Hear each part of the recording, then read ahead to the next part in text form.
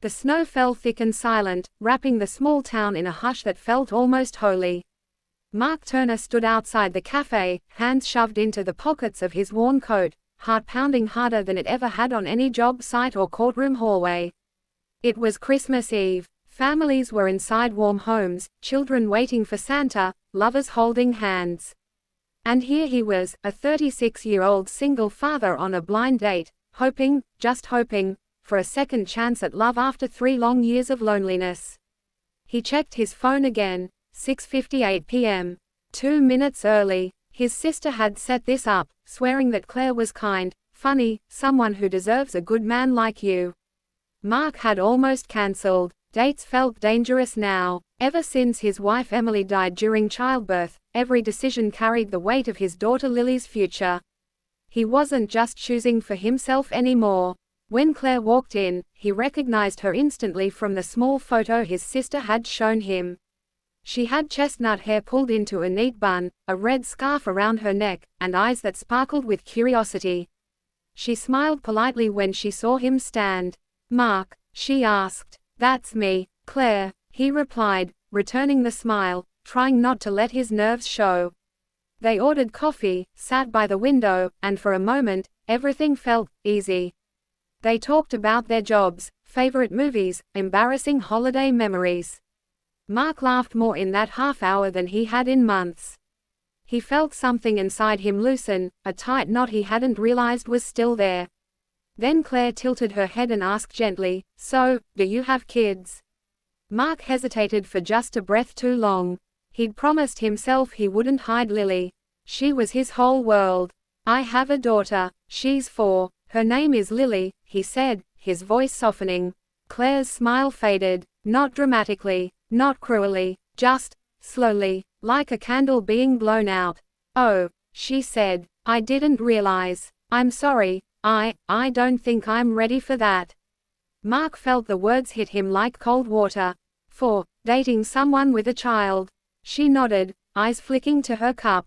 "I respect you so much for being a devoted dad, but I'm not in a place where I want to step into a ready-made family. It's just not what I imagined." He forced a polite smile.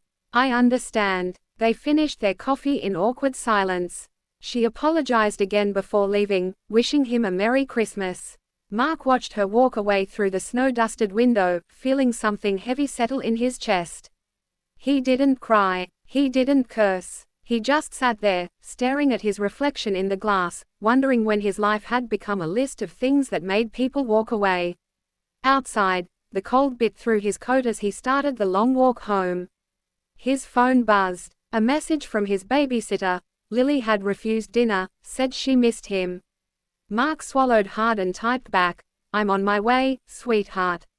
The small apartment above the bakery smelled like sugar and cinnamon. Lily sat cross-legged on the couch in her unicorn pajamas, clutching a stuffed rabbit.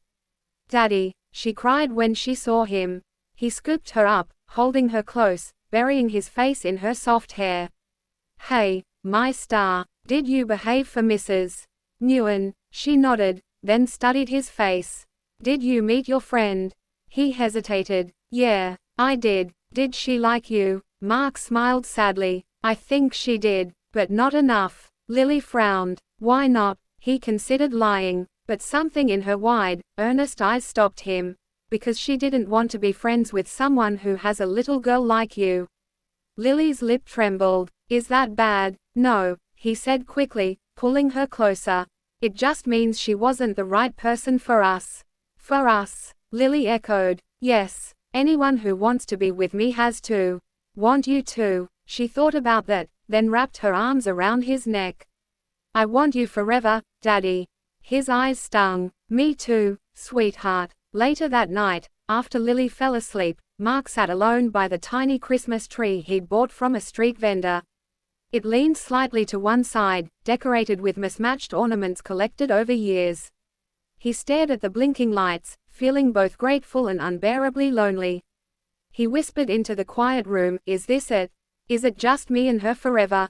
The universe didn't answer, but the next morning, Christmas Day, something unexpected happened. Mark bundled Lily up and took her to the community center, where they were serving breakfast to families in need. It was something he'd done every year since Emily died, trying to teach Lily kindness, trying to feel useful.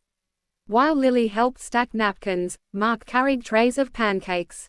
That's when he nearly collided with a woman holding a jug of orange juice. "Oh, I'm so sorry," they said at the same time. She laughed first. "Guess we're both clumsy elves today." Mark smiled, surprised by how easily it came. Apparently, her name was Anna. She had warm brown eyes and a gentle way of speaking.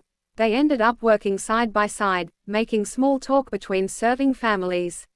"Do you have kids?" she asked casually. Mark braced himself. "Yeah, my daughter's over there, the one in the unicorn pajamas."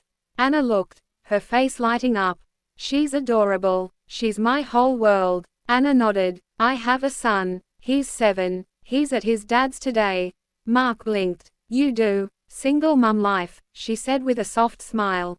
"It's not easy." Something shifted inside him. A recognition. A quiet understanding. They talked more as the morning went on, about late nights, school runs, the loneliness of parenting alone, the guilt of wanting something for yourself again. When it was time to leave, Anna hesitated. "Would you, maybe want to get coffee sometime? With the kids?" Mark's heart raced. "I'd like that." They exchanged numbers. Lily tugged on his coat. "Daddy, is she your new friend?" Lily whispered. Mark knelt beside her. "Maybe, if you like her." Lily beamed. "I do. She smells like cookies." Mark laughed, feeling something warm bloom in his chest. Over the next few weeks, they met at parks, museums, and fast food places with play areas. Their kids bonded instantly. Mark and Anna took things slow, careful not to rush, careful not to build something fragile. There were challenges, scheduling conflicts, awkward moments, old wounds resurfacing. Mark had nights where he panicked, afraid of losing someone again. Anna admitted she was terrified of letting another man into her son's life. One evening, sitting in Mark's kitchen while the kids played, he finally said, "I'm scared I'm too much. Too complicated, too broken." Anna reached across the table and took his hand. "So am I, but maybe broken things can still fit together." He squeezed her hand, eyes shining. Months later, on another snowy evening, Mark stood outside the same cafe.